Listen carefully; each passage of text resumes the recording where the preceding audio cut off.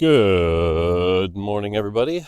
This is Walk the Dog with Mortdog, and it is Tuesday, about 5:45 a.m. And yeah, it's just another day. Um, we've reached the end of another patch cycle. Tomorrow is the patch. Um, Definitely, the story of this patch has been Graves.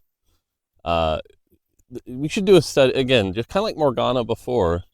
We should do a study on Graves where you look at the patch notes, people were like, this Graves things won't change much. And it was a small change to Graves.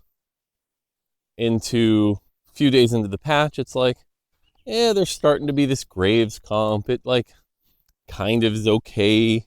It's kind of neat that there is a Graves comp. It's kind of wokage. Maybe it's like B tier, maybe low A tier. Into 2 weeks later, it's been less than 2 weeks, and now people are flaming because it's not getting nerfed. It's the least fun comp to fight, and Graves is the problem, And again, this is a case where it's like, we don't complain about the carry, or we shouldn't be complaining about the carry. We should be complaining about like the item that enabled him, right? Like Sterix was a big part of this. But just very fascinating, very fascinating. History will repeat itself, of course. But yeah, Graves went from totally unplayable to why aren't we nerfing him? And the other one is that he's a backline access champion, right? Like he can get to your backline, and when he does, players get frustrated. So very fascinating to see. And there are no direct Graves nerfs, but there are nerfs in the sense that like Sterix is getting nerfed and things like that. So we'll see. The other fun one worth talking about right now is that, man, we have so many 1-cost, 2-cost, and 3-cost champions, but there is a percentage of our audience. Let's use a fake number. We'll say it's 10%.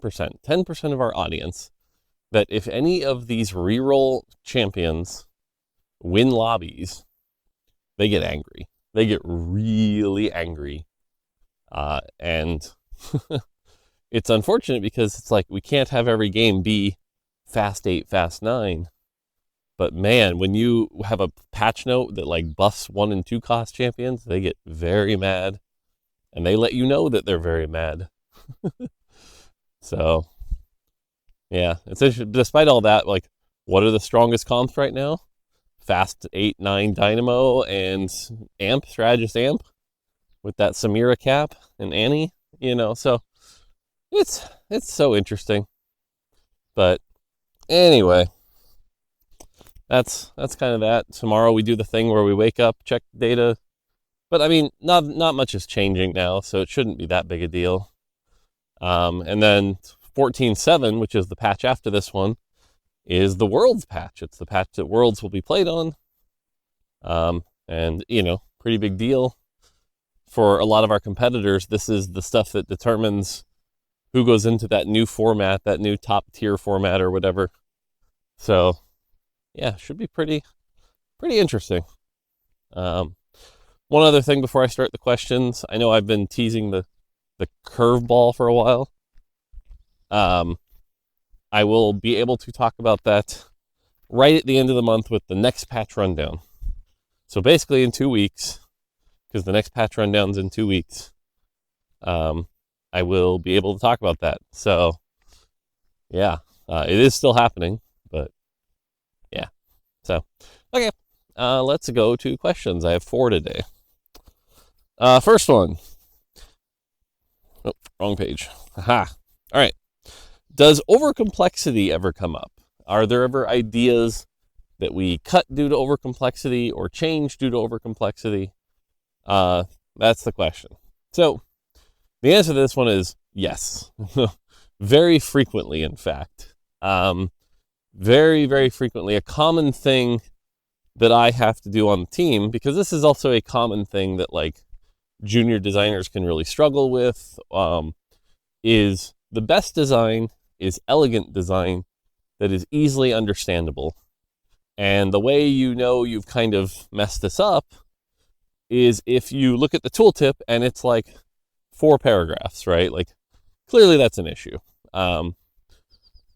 We definitely try to make sure that all of our designs are simple, elegant, intuitive, and things like that. That helps with approachability. And this is more and more true on like 1, 2, and 3 costs especially. You don't need a 1 cost. And this is something we go through during the design process. Is like, okay, a 1 cost should be cast a fireball that does damage. A 1 cost does not need to be cast a fireball that does damage, and if it crits, refund mana while also applying a burn, right? Like, you don't need all that, but there's this inherent nature of designers to try to prove how clever they are with their designs, and often the way they do this is they add things to the design. They just add on layers and layers. Like, wouldn't it be cool if it also did this and it also did this? It's just a natural human reaction. If you want to see this in its like fullest capacity, just watch a Mario Maker level. All Mario Maker levels are is, wouldn't it be cool if we just jammed this jump into this jump into, it's not great design, and it's actually a pretty easy process. And I'm not going to say we're perfect, because there are definitely things, even after ship, you kind of look at it and you're like, did it need all this? But we try to live by a property we call like the 1 sentence rule, where it's like, you should be able to describe the cool thing it does in a single sentence. If it takes more than 1 sentence, you've probably got it a little too complicated. Now, that being said, with 5 costs in particular, we tend to push the bar of what is allowed, right? Like, I think during development, if you looked at like Garen during our dev process is like, okay, this guy's a little complicated. But if you boil it down to, it's like, at one point during development, he used to give full emblems, not just the mods, which was too strong. But, it was like, play Garen, get emblems. That was kind of the 1 sentence pitch. It's like, okay, yeah, I get that. Right. And that's what I mean is like, even though Garen is complicated and opens up a lot of complicated scenarios, pretty easy to understand. You put him in, you get stuff. Now, by contrast, it was like, well, what does Kobuko do?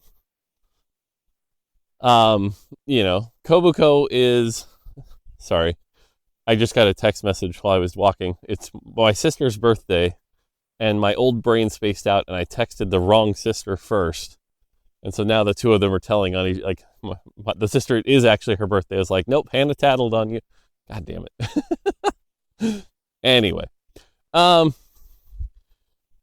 If you look at like Kobuko before the rework, and it was like, well, what does Kobuko do? Well, it's like, well, he slaps, and those do damage, but he also has an AoE stun, but also he goes to phase 2, and it's a lot of things tacked on to each other, and it's not an inherently elegant design. Now, even post rework, I'm not going to claim he is like a ton better, but at least post rework, we got him down to Kobuko slaps and enters phase 2, and at least we got it kind of closer. But that 1 sentence design is really important.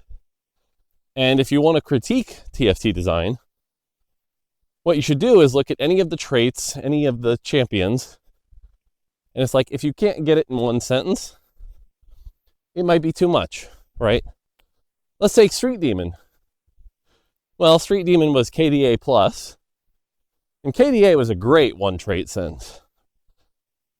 There's glowing hexes. Stand in them. I can figure that out. Well, Street Demon is, there's glowing hexes, stand in them, but a couple of them are special hexes. Okay. It's fine. But you can see we're kind of losing the sauce. We're losing the elegance of the trait. So, now, obviously there are exceptions. Again, like Heartsteel, right? Heartsteel as well. Lose and earn hearts, and then lose more.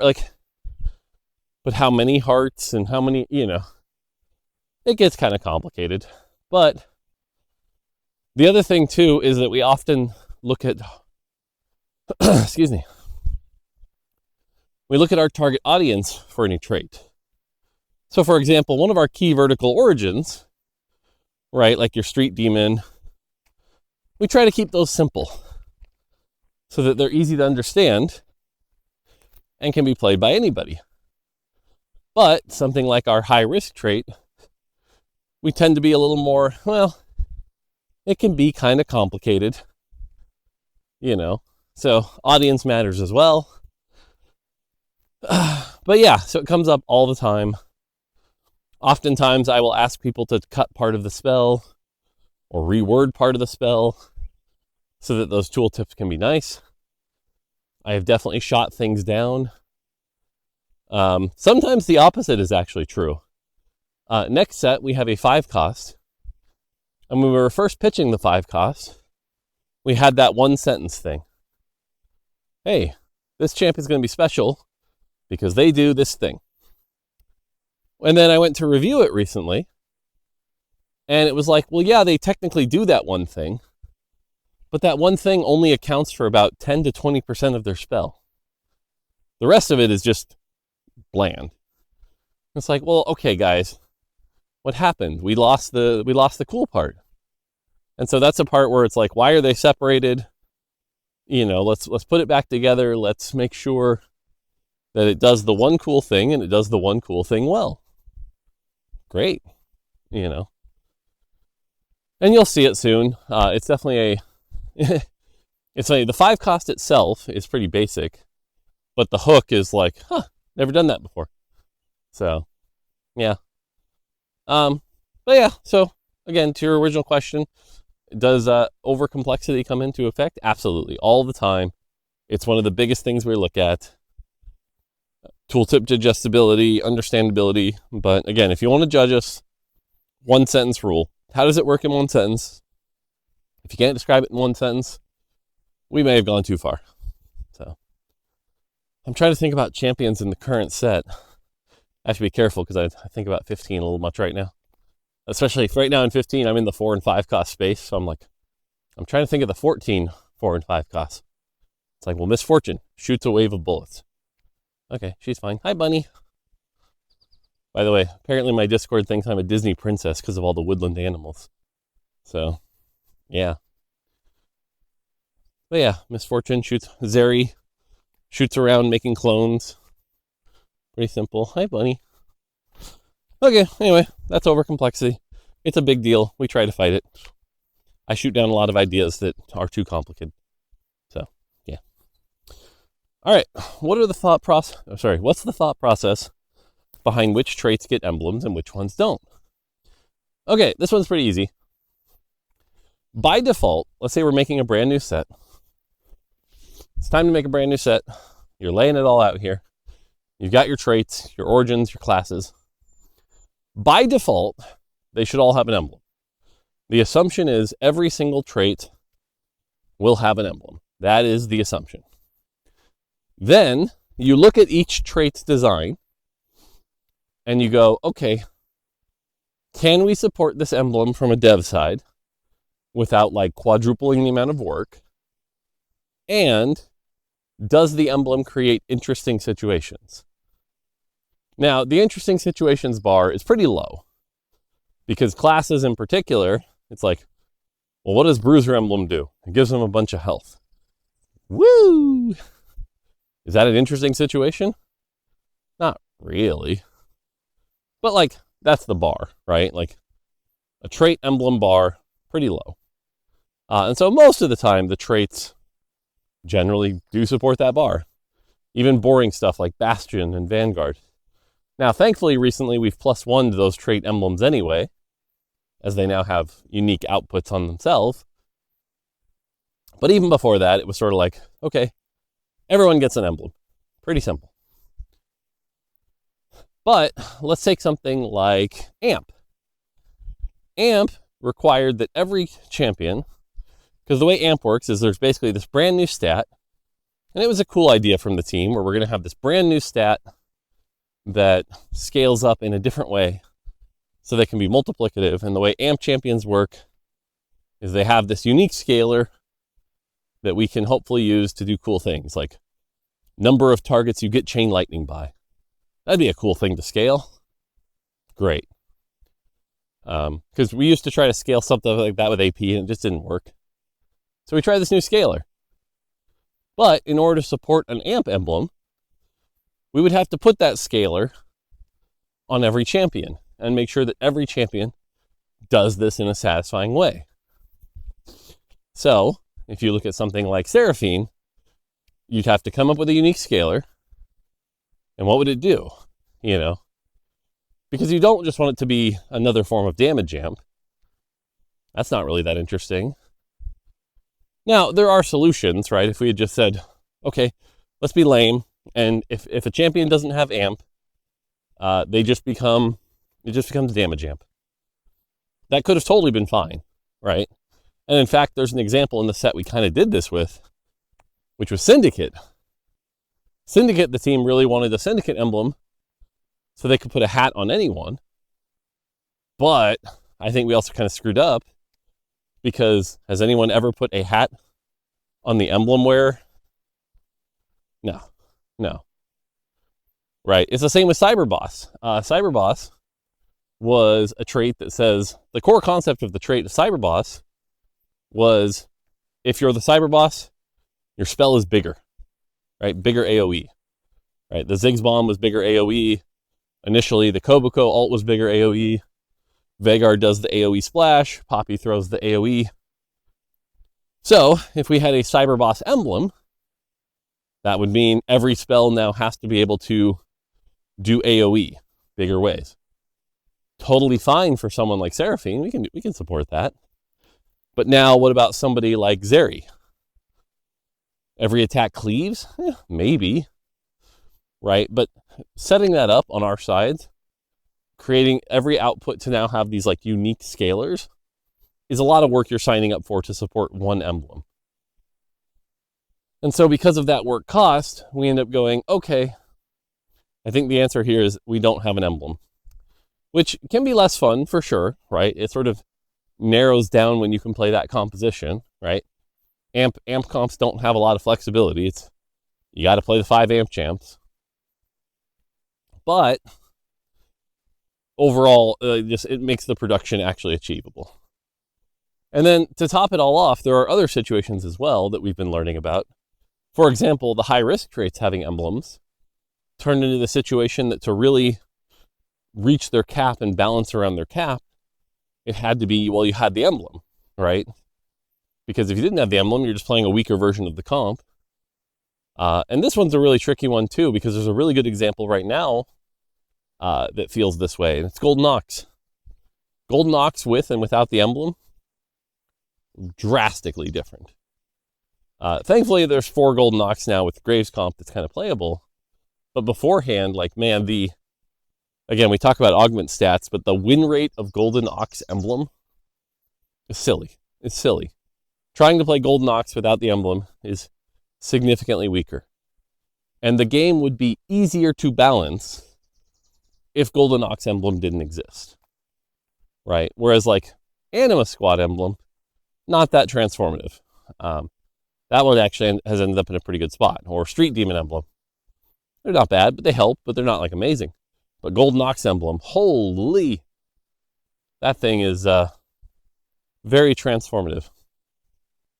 And this is just another one of the complicated factors we have to take into account when we're creating the traits, is thinking about the output of how to balance those when they're interacting with each other. And it's a pretty challenging thing to do, because it's sort of the reason Golden Ox emblem is so good is because the base trait, you can't get 4-piece until you hit a 4 cost, so it gets to be a little more powerful, but the emblem allows you to hit that more powerful state earlier, like in stage 2, and then when you do, it's gold, so it snowballs, But high risk traits, same thing, except even more extreme, because if you had a Cypher emblem, the amount of games you'd hit 5 Cypher early would increase dramatically, and we would have to balance around that, which would mean a normal Cypher game would actually be really disappointing and uninteresting.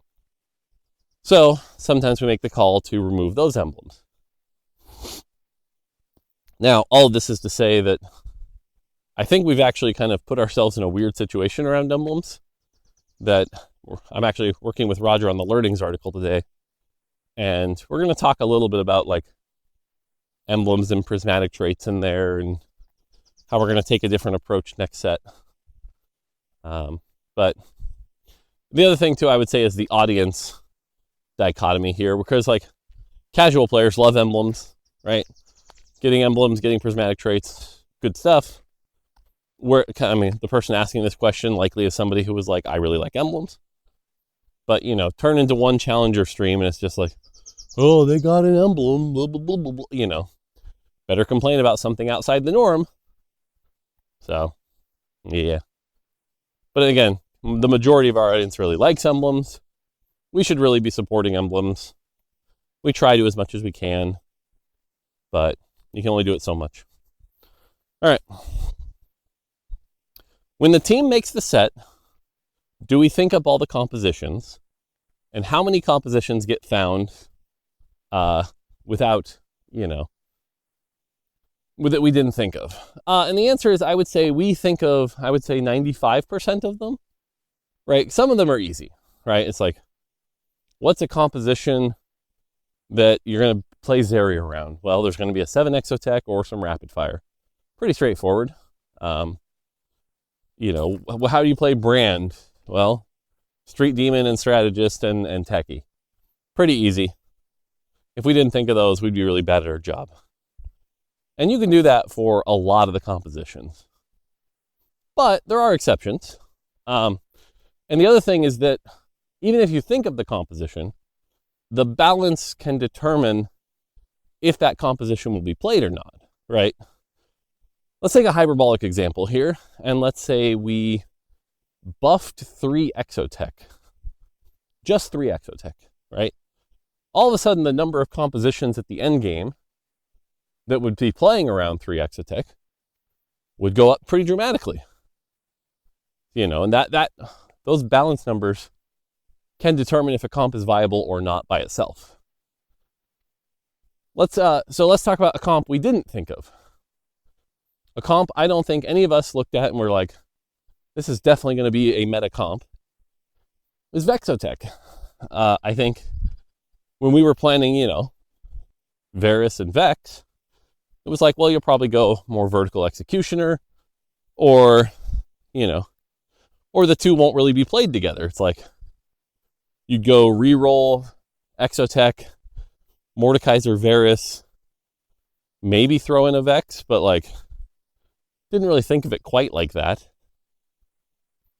But because of the power of 5 Exotech relative to 7 Exotech, that comp became viable. And I don't think it was on any of our like major sheets of what comps would be viable. So, but like another example that we clearly did think of was like Rapid Fire Renekton, right? Rapid Fire Renekton, we knew that would be a thing. It would just be a question of like, well, what's going to be the best front line? Is it going to be Sejuani? Is it going to be something else? But like, and if anything, part of it was like, hey, we had to keep buffing Rapid Fire so that this comp we'd planned could be viable, right? Which goes back to our goal of like every champion needs to have a composition that's viable around them. And the same is kind of true of emblems, right? It's like, if you get a Rapid Fire emblem, who's it going to be played on, right? If you get a Vanguard emblem, who's it going to be played on? Well, we kind of knew it would be Mordekaiser, and it is. It's not really that strong, though. It's like kind of strong. But all of a sudden, if we took Vanguard emblem and increased that health by 200, guess what? It'd be strong, So a lot of it is that the balance essentially enables or disables the compositions that could be possible to be possible, right? So that's why it takes a bit of a unison of the intended design and the numerical design to make sure those outputs can be real, right? 7 Exotech, currently not a comp. Part of it is due to the number of items. Part of it is due to the power. Part of it is the trait structure. But there's definitely some number where all of a sudden there's going to be some 7 Exotech comps. But yeah, so again, I think the actual answer is we usually get about 95% of them right. We also have the advantage that we can make compositions more viable, but there are definitely some where it's just like, Zeri and MF played together. Was that something we really thought would be viable? Maybe one or two people on the team did, but wouldn't have been on our top list of like comps. But cool to see. So, all right, last question. This weekend I was I did a stream where I was coached by Demacian Raptor, rank 1 at the time. Would you consider doing more streams like that? So, here's what I'll say. I believe that in order to be relevant and entertaining on stream, you have to have variety. I do not think you can stay a successful streamer by just doing the same thing over and over and over and over and over and over and over. Now, there are exceptions to this, for sure. I think Soju is actually a pretty big exception.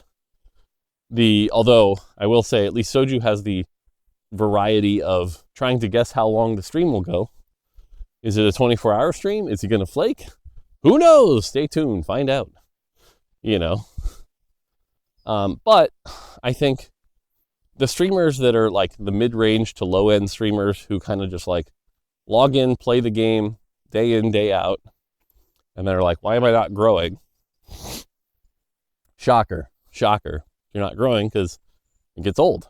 And so I like having variety where it's like, hey, this week we're going to do a little tournament, a Tom Kench tournament.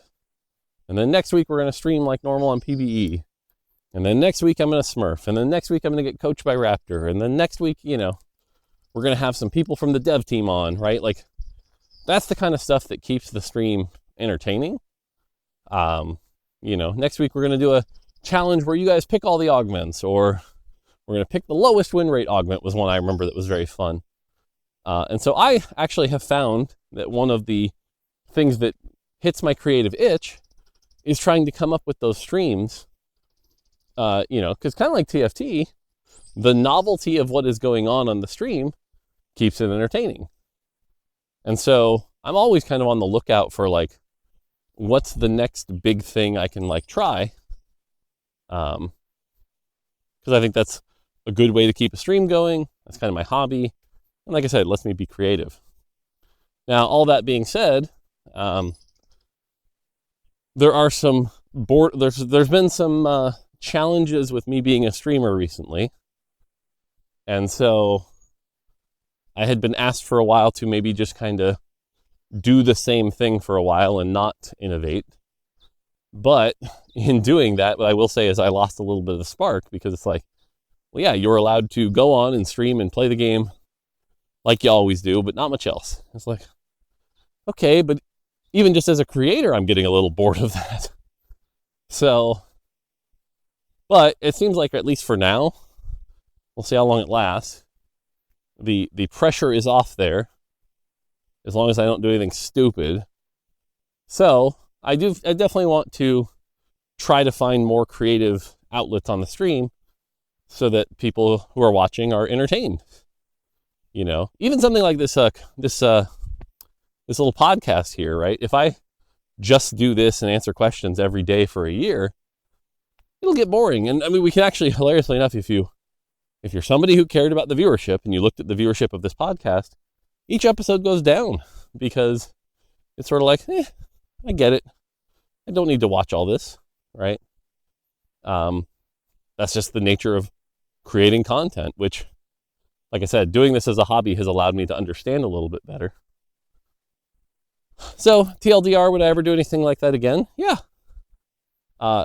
Different coaches, different styles, I'm sure would be fun. Yeah. So, and not only that, but I want to do other stuff. I want to do stuff that keeps you guys guessing and entertained. So, yeah. Okay. There's the questions for the day. We're almost at half hour here, about 10 minutes away from home. Today is a very meaningful day, so I'm not going to get a lot done. It's playtest into... Oh yeah, we're playtesting Double Up today to hopefully ship something next patch that will fix the 3-star 4 cost problem. So finally getting at that, but we're doing a play test of that. That was one of those ones where Blue Velvet came to me and said, this needs to be fixed. I went, here are your 2 directions for solutions. He gave me the direction of this. And I went, okay, if that's the direction you want, here are the 4 options. I think it's this one. And he went, yeah, I think so too. Let's do that one. And so we're going to be testing that, making sure that works. And if so, that'll go out. That'll be good. So yeah, 15 play tests, double up play tests, and an afternoon of meetings and one-on-ones and various things. So I'm not going to get a lot of work done, but it is what it is. It's one of those days. And then my Switch 2 finally arrives. Thanks, Target. Switch 2 arrives. More Final Fantasy cards arriving soon, so those will be fun to play with. So, yeah. Okay. Otherwise, have a good day. Don't forget to post questions and upvote them. If you want me to answer things, I'm happy to talk about whatever you guys want to talk about. As you see, I'm a little open. Like, should I be telling you that we're playtesting double up changes? Maybe not. But it's fine. It's fine. So, okay. That's going to do it for me. Until next time, take it easy.